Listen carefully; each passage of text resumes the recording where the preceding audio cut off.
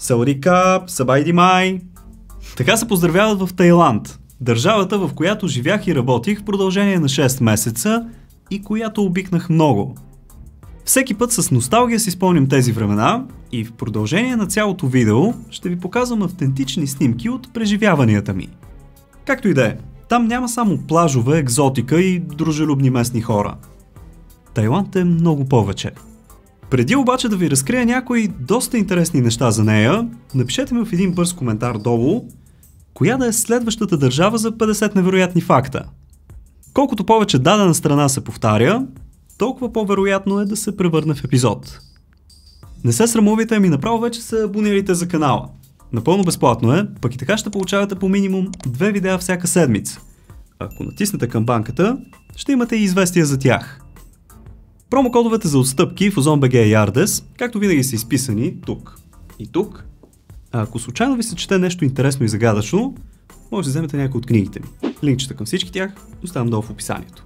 Благодаря ви! Латан ни компранк люляй катица. Супер труден език. Ето така се изписва изречението, което казах преди малко.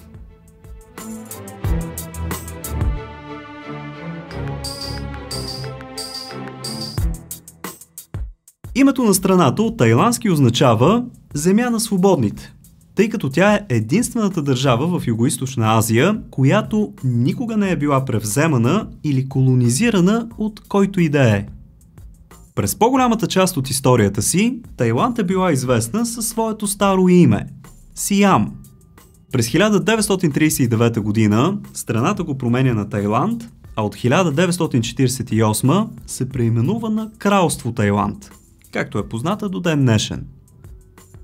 Тайланд има население от близо 70 милиона души, а площта ѝ е 514 000 квадратни километра, което я прави по територия по-голяма от Великобритания, Австрия, Исландия и Белгия взети заедно.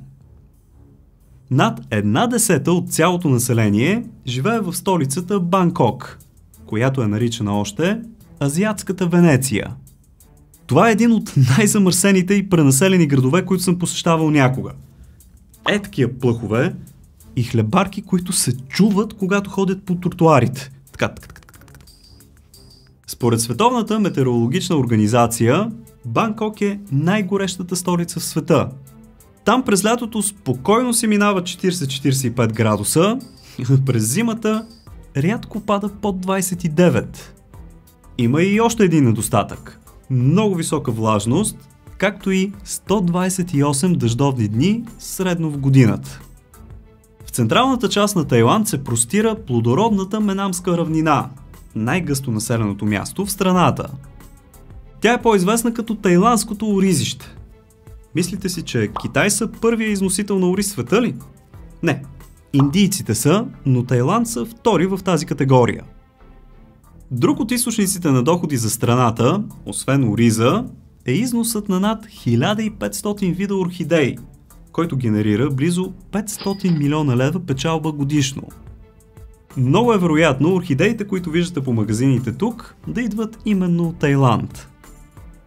От най-северната до най-южната точка на Тайланд, разстоянието е 1860 км, което позволява да наблюдаваме всички сезони, характерни за азиатския климат. И това на своя страна е предимство за целогодишен туризъм. Сиамските котки произлизат от Тайланд. Смята се, че породата се е появила още преди около 600 години и подаряването на чифт сиамски котета означава жест за добър късмет. Някога чудили ли сте се откъде идва наименованието сиамски близнаци? Може би вече се досетихте. Близначетата Ченг и Енг са били родени с срастване в гръдния кош в Сиам през 1811 година. Те били наречени сиамските близнаци заради името на страната тогава. Сега ще ви стане гадно, но децата тогава са били изпратени в Англия, за да станат част от цирк. Човечеството е просто прекрасно. В Тайланд се смята за доста груб жест, ако разопаковате подаръка си веднага след като го получите. Така демонстрирате неуважение и липса на сдържаност. Говоренето на висок глас и соченето с пръст също се смята за доста арогантно и няма да ви гледат с добро око, ако го правите. Всеки ден от седмицата тайландците носят различни цветове дрехи. В понеделниците, например, се носи жълто и може да видите страшно много хора по улиците, облечени по този начин. Смята се, че това е някаква древна астроложка традиция. Освен заради прелесните си плажове, Тайланд е на почит и заради секс-туризмът. Богати европейски дядовци, освен хотелската стая, си резервират и девойка или девойки, с които да си прекарат почивката. Ако си харесат някоя от тях, могат да я откупят и да си я вземат в Европа. Има си и официални сайтове, в които продават тайландски булки. Не се базикам. Цените варират от 10 до 50 000 евро и в това е включено издаването на документи. Има барове, в които тайландки танцуват на сцена с номерца на китките и ако случайно си харесаш някоя, плащаш такса на заведението и си я взимаш вкъщи да си говорите, примерно. Да я знам, по-друго. Трябва обаче много да се внимава, защото така по-височките и стегнати девойки всъщност са момчета. Запознайте се с така наречените Lady Boys. Почти по нищо не можеш да разбереш, че са мъже, освен в някои случаи по Адамовата ябълка, но вече се предлагат операции и за това. Доста хора са изгорели.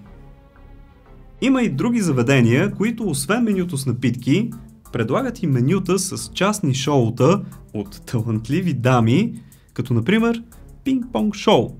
И не, няма да играят тенис на маса, ами изстрелват топчетата от... няма да казвам къде. Така и така си говорим за тези работи, няма да пропусна и тайландските масажи, които между другото са си цяло изкуство, но са малко болезнени. И да, в повечето туристически масажни студия се предлага и услугата Happy End срещу между 5 и 20 евро допълнително. В Тайланд наркотиците са много забранени. Затвора е най-малкото, ако те хванат. В повечето азиатски държави от този регион важи дори и смъртната присъда над определено количество. Така че много внимавайте. Предупреждават още от самолета. В Тайланд човешката глава се счита за най-свещената част от тялото и не трябва да се пипа без изрично позволение, защото смятат, че именно там живее душата. Дори и децата не трябва да се потупват. Именно заради това всеки тайландец държи главата си наведена, когато е в компанията на по-възрастен или по-висшестоящ от него. Между другото, това го изпитах и се чудих защо когато се разминаваме с някои тайландци така се навеждат, но се оказа, че смятат европейците за някакси по-висши уж. Ако разговаряш с някой и трети човек трябва да мине, но има опасност да прекъсне разговора ви, той изчаква докато не свършите и чак тогава преминава. Наистина имат доста културен етикет.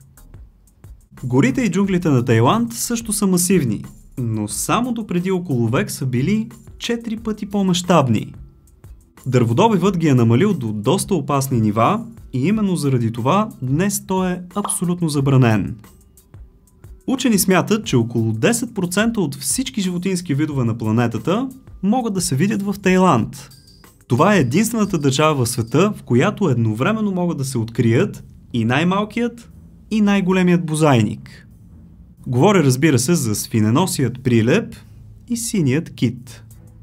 Опа, в средата сме. Давайте набързо по един палец нагоре в подкрепа, ако случайно сте забравили, и да продължаваме с още по-интересни факти за Тайланд.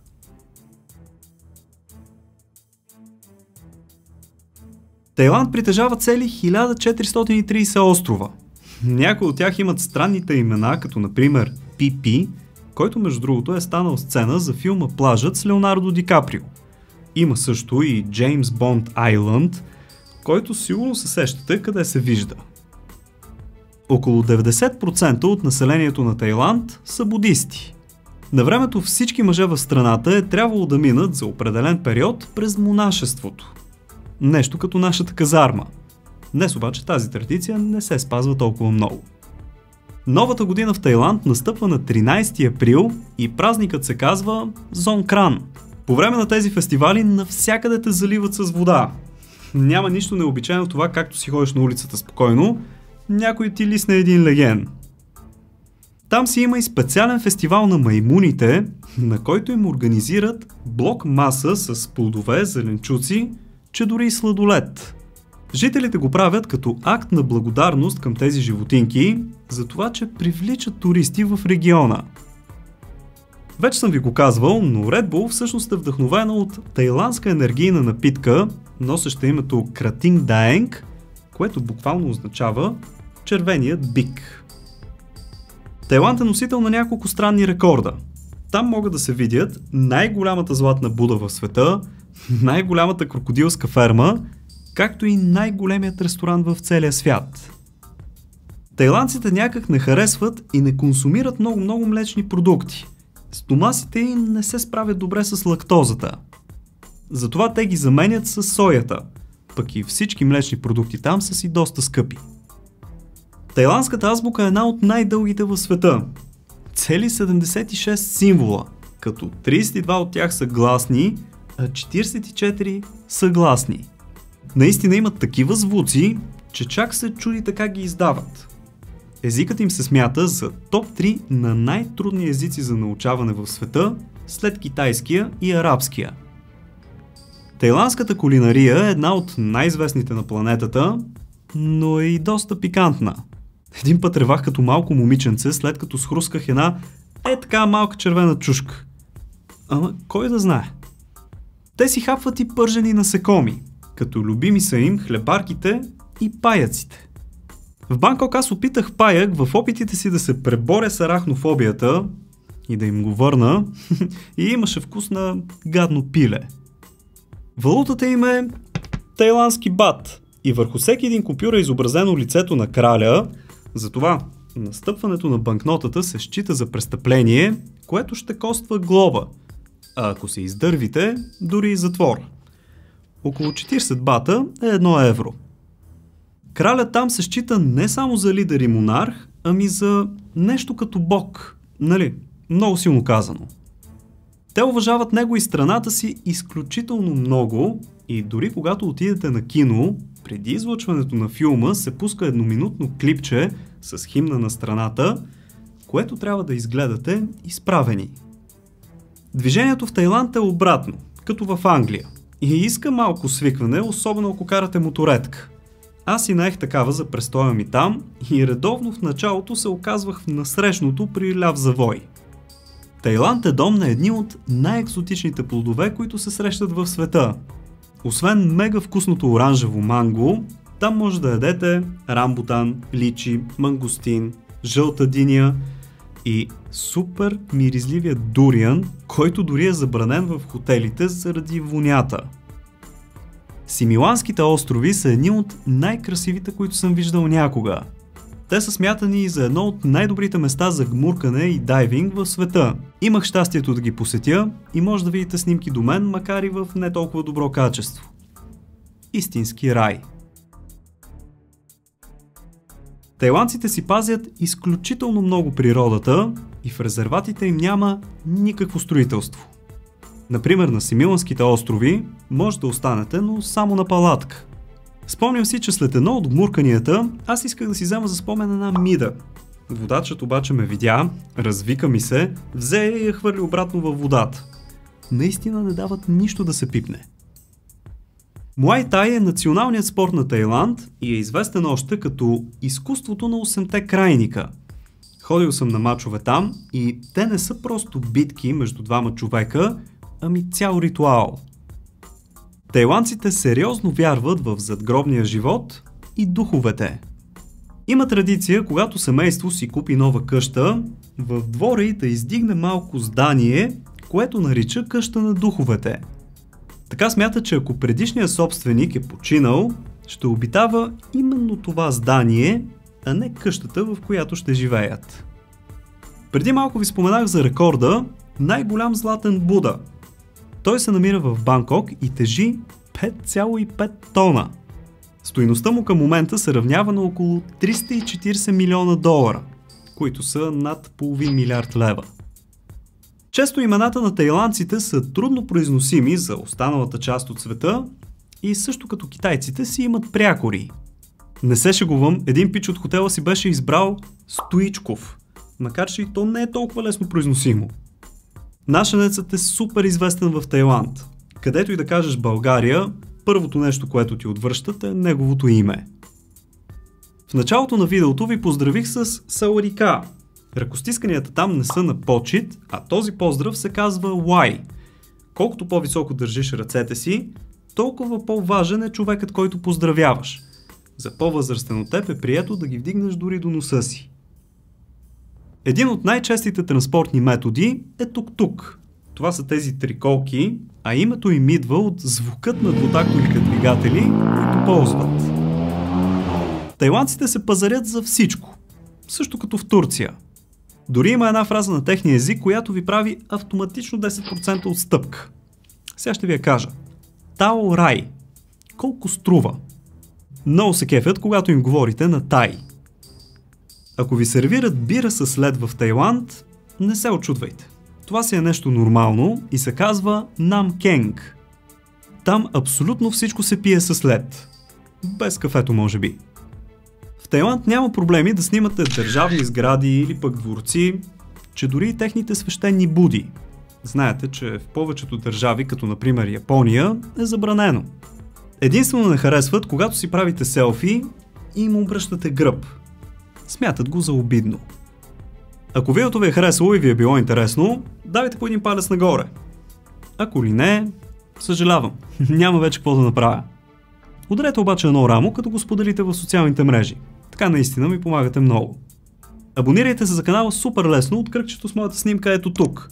А камбанката е задължителна, ако желаете да получавате известия, когато кача нещо ново. Ако случайно разполагате с още свободно време, което искате да прекарате, научавайки нови и готини факти, цъкнете на някой от ето тези двете видеа тук. Благодаря ви, че бяхте с мен. Чао и цънклат са тункран папай!